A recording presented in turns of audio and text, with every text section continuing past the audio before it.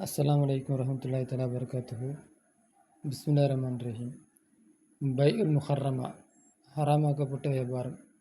கால் ரசூல் ஸல்லல்லாஹு அலைஹி வஸல்லம், நபி ஸல்லல்லாஹு அலைஹி வஸல்லம் சொன்னார்கள், லா யதுஹுலுல் ஜன்னா, சொர்க்கத்தில் நுழைய மாட்டான் ரஜுலுன், ஒரு மனிதன், குத்திய, வளர்க்கப்பட்ட, உணவை கொண்டு வளர்க்கப்பட்ட, பில் ஹராமி, ஹராமான உணவை கொண்டு வளர்க்கப்பட்ட ஒரு மனிதன் சொர்க்கத்தில் நுழைய மாட்டான். குத்தியனா ஊட்டம் கொடுக்கப்பட்ட மனிதன், உடல் ஊட்டம் கொடுக்கப்பட்ட ஒரு மனிதன் சொர்க்கத்தில், ஹராமை கொண்டு ஊட்டம் கொடுக்கப்பட்ட மனிதன் சொர்க்கத்தில் நுழைய மாட்டான். ஹராமை தின்று வளர்ந்த உடம்பை உடைய மனிதன் சொர்க்கத்திலே நுழைய மாட்டான்.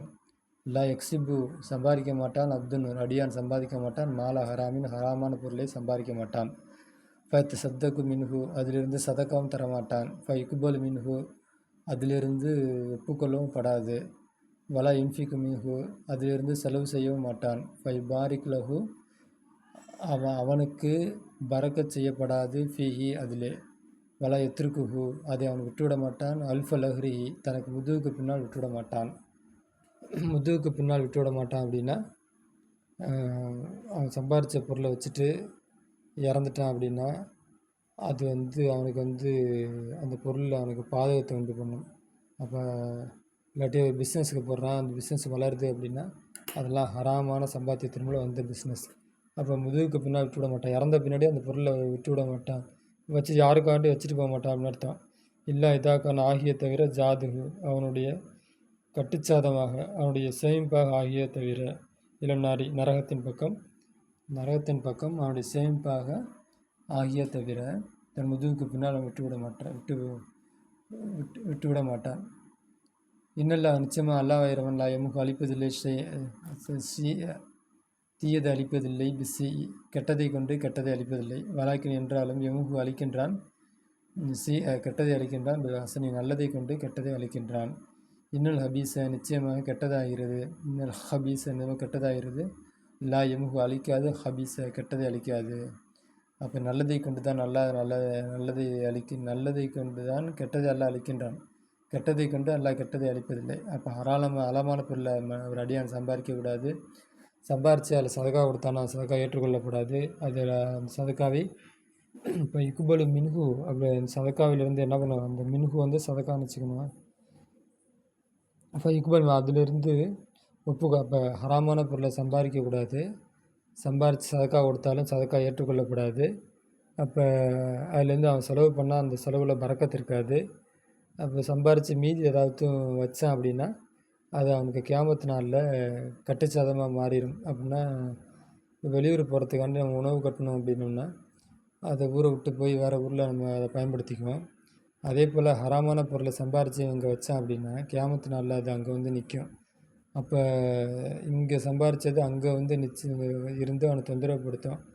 அப்போ ஹராமான சம்பாரித்தான் அப்படின்னா அதை அழிச்சிடணும், இல்லாட்டி திருப்பி கொடுத்துடணும், மன்னிப்பு கட்டணும், இறைவன்கிட்ட தௌபா செஞ்சிடணும். அவன் விட்டுட்டு போனான் அப்படின்னா, அந்த பணம் இருந்தாலோ வளர்ந்தாலோ, அதை யாரும் எடுத்து புழங்கினாலோ, அது மேலே மேலே பிஸ்னஸில் போட்டு வளர்ந்தாலோ அது அவனுக்கு அது ஆபத்தாக முடியும் அப்படிங்கிறது இந்த ஹதீஸுடைய அர்த்தம். அடுத்தது தாஜிர், வியாபாரிகள், சதுக்கு, உண்மையான அல் அமீனு, நேர்மையான வியாபாரிகள், நபியுன, நபிமார்களுடன் இருப்பார்கள், சித்திக்கின, உண்மையாளர்களுடன் இருப்பார்கள், ஷுஹதா, சஹீதானவருடன் அவர்கள் இருப்பார்கள். துஜார், வியாபாரிகள், யுகசருன, ஒன்று சேர்க்கப்படுவார்கள், யோமுல் கியாமத்து நாளில் ஒன்று சேர்க்கப்படுவார்கள், ஃபுஜாரன், பாவிகளாக ஒன்று சேர்க்கப்படுவார்கள், இல்லாமன், சிலர்களை தவிர, இத்தகா, இறைச்சம், அல்லாஹ்வை அஞ்சினார்களே, இறைச்சம் கொண்டார்களே, அந்த சிலரை தவிர, பர்ர, நீதி செலுத்தினார்களே, நல்லவர்களாக இருந்தார்களே அப்படின்னு அர்த்தம். பர்ரன்னா எல்லா தப்பையும் விட்டு நீங்கி இருக்கிறது, நீதி செலுத்துறது அப்படின்னு அர்த்தம். அப்போ நல்லவர்களாக இருந்தார்களே அவர்களை தவிர, சதக்க, உண்மை பேசினார்களே அவர்களை தவிர மீதி எல்லா வியாபாரிகளும் பாவிகளாக கியாமத்து நாளையிலே ஒன்று சேர்க்கப்படுவார்கள் அப்படின்னு சொல்லிட்டு அல்லாஹ் சொல்கிறான்.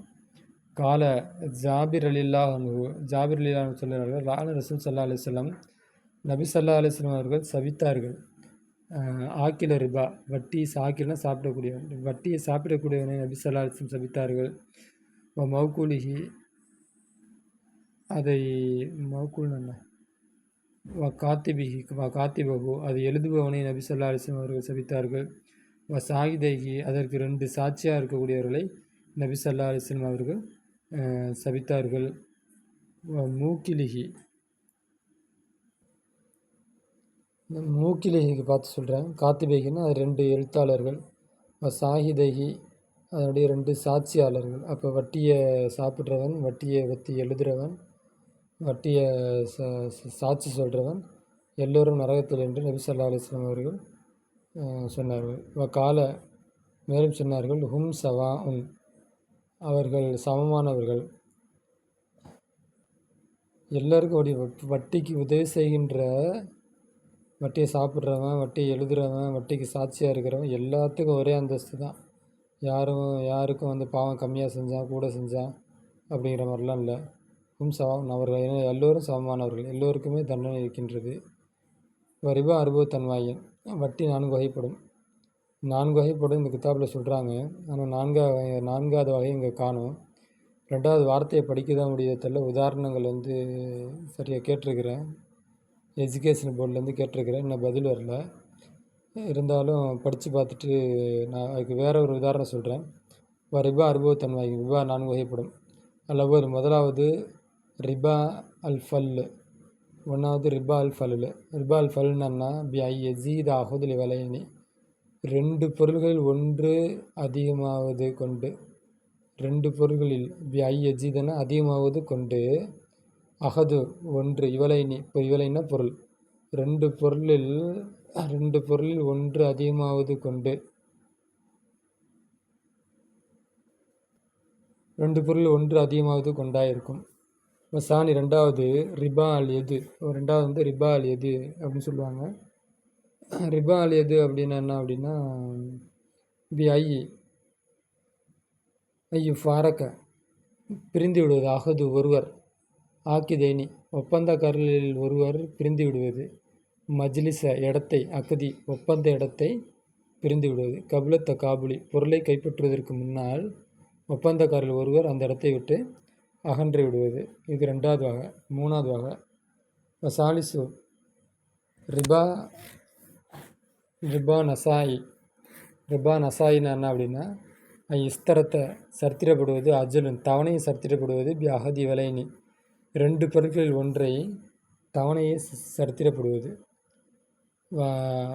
ஹாதி சலாசத்து இந்த 3ம் இன்னமா தக்கும் நிகழ்வதெல்லாம் ஃபில் பை வியாபாரத்திலே, பை ரிபவி வட்டியாக்கப்பட்ட வியாபாரத்தில். அப்போ 1வது வகை வந்து ரிபா அல் ஃபல்லு, 2வது வகை வந்து ரிபா அல் எது, 3வது வந்து ரிபா நசாயி. இந்த 3 படிக்க முடிஞ்ச அர்த்தம் வச்சாலும் யதார்த்தத்தில் என்ன சொல்கிறது, என்ன உதாரணம் சொல்கிறது அப்படின்ட்டு நான் சொல்கிறேன். இப்போ நான் வேறு விதமான சில இது பாடத்துக்கு சம்மந்தம் இல்லை, சில பொருந்துமானு தெரில, நான் வேறு விதமாக சொல்கிறேன். 1வது நம்ம எங்கேயாச்சும் பொருட்காட்சி அங்கங்கன்னு போயிருக்கிறப்ப அங்கே வளையம் வச்சுருப்பாங்க, எய்த்தாப்பில் பொருளை அடுக்கியிருப்பாங்க. அப்போ இந்த வளையத்தோட விலை 10 ரூபா, எய்த்தாப்பில் உள்ள விலையோட விலையும் 10 ரூபாயா இருந்து 10 ரூபா இருக்காது, அங்கே 100 ரூபாயா இருக்கும், 50 ரூபாயா இருக்கும், இல்லாட்டி 5 ரூபாயா இருக்கும். ஆனால் வளையத்தோட விலை 10 ரூபா. நம்ம தூக்கி எறிகிற வலை அந்த பொருள் மேலே விழுந்தால் அந்த பொருள் நமக்கு கிடைக்கும். பொருள் மேலே விரலாட்டி நம்ம கொடுத்த காசு அந்த பொருளை அடுக்கி வச்சுருக்கவங்களுக்கு சொந்தமாயிரும். இதுவும் ஒரு வகையான வட்டி வியாபாரம். இதை நீங்கள் நிறையா பார்த்துருப்பீங்க, வளையத்தை தூக்கி போடுறது. ஏன்னா நீங்கள் 10 ரூபா கொடுக்குறீங்க, 10 ரூபாய்க்கு உள்ள பொருள் உங்களுக்கு சிலப்போ கிடைக்காம போகலாம். அப்போ அநியாயமாக 10 ரூபா அவன்கிட்ட போய் சேர்ந்துடும். ஒருவேளை உங்களுக்கு நீங்கள் தூக்கியில் பொருள் 100 ரூபா பொருள் மேலே பட்டு அது 100 ரூபா பொருள் உங்களுக்கு கிடைக்கலாம். அப்போ நீங்கள் வந்து அநியாயமாக அந்த பொருளை வந்து வாங்குறீங்க. நீங்கள் கொடுத்தது 10 ரூபா, உங்களுக்கு கிடைச்ச பொருள் 100 ரூபா, லாட்ரி சீட்டு மாதிரி தான். அப்போ இந்த மாதிரி வியாபாரம் ஹராமானது. அடுத்து 2வது ஒன்று வகை இருக்குது. நான் ஸ்கூல் படிக்காக பார்த்துருக்குறேன். அப்போ ஒரு ஐஸ் வந்து 1 ரூபா, 10 காசு ஒரு வளையம், ஒரு டிக்கெட் கொடுப்பாங்க. 1ஆம் நம்பர் டோக்கனு, 2ஆம் நம்பர் டோக்கனு அப்படின்னு 10 டோக்கன் கொடுப்பாங்க. 10 பேர்கிட்ட 10 காசு வாங்குவாங்க. 10 காசாக 10 பேர்கிட்ட வாங்குவாங்க. அது 1 ரூபாயா மாறிடும். ஐஸோட விலை 1 ரூபா. அப்போது ஒரு டப்பாவில் போட்டு குலுக்கி எடுப்பாங்க. 5ஆம் நம்பர் விழுந்தவன் யார், ஒருத்தன் அப்போ நான் 5ஆம் நம்பர் கொடுத்துருக்கேன், நான் 5ஆம் நம்பர் டோக்கன் நான் வச்சுருக்கேன் அப்படின்னா டப்பாவில் குலுக்கி எடுக்கிறப்ப 5ஆம் நம்பர் வந்துச்சுன்னா அந்த 1 ரூபா ஐஸ் எனக்கு கிடைக்கும். அப்போ மீதி 9 பேர்த்துக்கு ஒன்றுமே கிடைக்காது. அப்போ இந்த இடத்துல என்ன அப்படின்னா இதுவும் ஹராம் தான். அவன் இது தப்புன்னு தெரிஞ்சு விற்கிறவன் அவனுக்கும் பாவம் இருக்குது. நான் கொடுத்தது 10 காசு, எனக்கு கிடைச்சது ரூ. 1. அப்போ இப்படிப்பட்ட வியாபாரமும் ஹராம். அப்போ வியாபாரத்தில் வேறு இன்னும் இது இல்லாமல் வேறு மாதிரி நிறையா இருக்குது. இப்போ இன்ஸ்டால்மெண்ட்டில் வந்து பொருளை கொடுக்குறது. ஒரு பொருள் டிவி ஒன்று வாங்குகிறோம் அப்படின்னா அந்த டிவியோட விலை 35,000 இருக்கும். அப்போ 35,000 டிவியை வந்து நம்ம ரெடி காசு கொடுத்து வாங்கினோம் 35,000. அப்போ மாதம் மாதம் நான் 10,000 டிவி கட்டுறேன் அப்படின்னு சொன்னோம்னா அந்த 10,000 டிவி வந்து இப்போ வந்து 15,000 கொடுப்பான். அப்போ இந்த 5,000 டீ ஹராம். அப்போ இங்கே வந்து தவணையில் கொடுக்கும்போது ஒரு விலை, நம்ம ரெடி காசு கொடுக்குறப்போ ஒரு விலை இருந்துச்சு அப்படின்னா அதுவும் ஹராம். அப்போ இந்த பாடத்தில் வந்து நமக்கு அனுபவம் இல்லாததுனால ரிபால் ஃபலுலு, ரிபால் எது, ரிபா நிசா, இதுக்கெல்லாம் நான் வந்து சரியாக உதாரணங்களோடு கேட்டு வச்சுருக்கிறேன். இன்ஷா அல்லாஹ் உதாரணம் கிடைக்கிறப்ப அதை மீதி நடத்துவோம். அப்போ இந்த மாதிரி யோசிங்க. நீங்கள் எங்கேயாச்சும் கொடுத்த காசை விட அதிகமாக உங்களுக்கு பொருள் கிடைச்சா, இல்லாட்டி நீங்கள் கொடுத்த காசை விட மற்றவங்களுக்கு போய் பொருள் சேர்ந்தா, அப்போ இப்படிப்பட்ட வியாபாரமெல்லாம் ஹராம்.